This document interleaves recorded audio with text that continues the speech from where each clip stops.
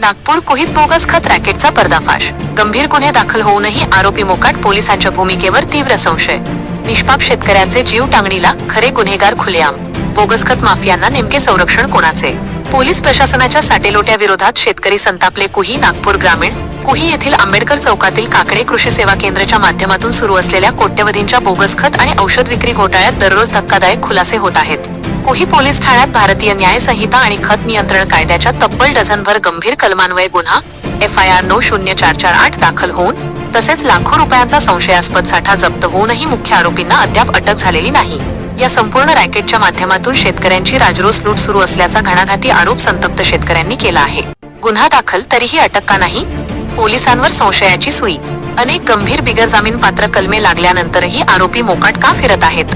आरोपी विकी काकडे आणि बारामतीच्या कंपनीच्या संचालकांना अटक करण्यात पोलीस यंत्रणेचे हात का थरथरत आहेत? प्रशासकीय साटेलोट्यातून ही कारवाई थंड बस्त्यात गुंडाळण्याचा प्रयत्न सुरू आहे का, असे संतप्त सवाल आता उपस्थित होत आहेत.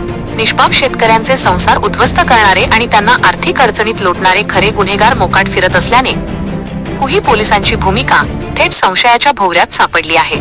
शेतकऱ्यांची कोट्यवधींची लूट. स्थानिक शेतकऱ्यांच्या आरोपानुसार गेल्या 6 ते 7 वर्षांपासून कृषी केंद्राच्या नावाखाली बोगस खते, अमानक कीटकनाशके आणि बनावट बियाण्यांचे जाळे पसरवले गेले.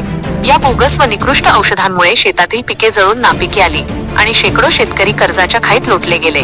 शेतकऱ्यांच्या कष्टावर डल्ला मारून बोगस खत विक्रेत्यांनी कोट्यवधींची माया गोळा केल्याचा आरोप होत आहे. शेतकऱ्यांचे प्रशासनाला तिखट सवाल व मुख्य मागण्या. तात्काळ अटक करा. शेतकऱ्यांची लूट करणारा कृषी केंद्र चालक विकी काकडे आणि या रॅकेटमधील सर्व संबंधितांना पोलिसांनी तात्काळ बेड्या ठोकाव्यात. कठोर कायदेशीर कारवाई. बोगसगिरी करणाऱ्यांवर कोणतीही दयामाया न दाखवता कठोर कलमांनुसार कारवाई करून फास्ट ट्रॅकवर खटला चालवावा. नुकसान भरपाई वसूल करा. बोगस खत व औषधांमुळे उद्ध्वस्त झालेल्या तालुक्यातील सर्व बाधित शेतकऱ्यांना संबंधित दोषींकडून तात्काळ संपूर्ण नुकसान भरपाई मिळवून द्यावी. काकडे कृषी केंद्रावर बहिष्कार. तालुक्यातील एकाही शेतकऱ्याने या दुकानातून खरेदी करू नये, असे आवाहन शेतकरी वर्गाकडून केले जात आहे.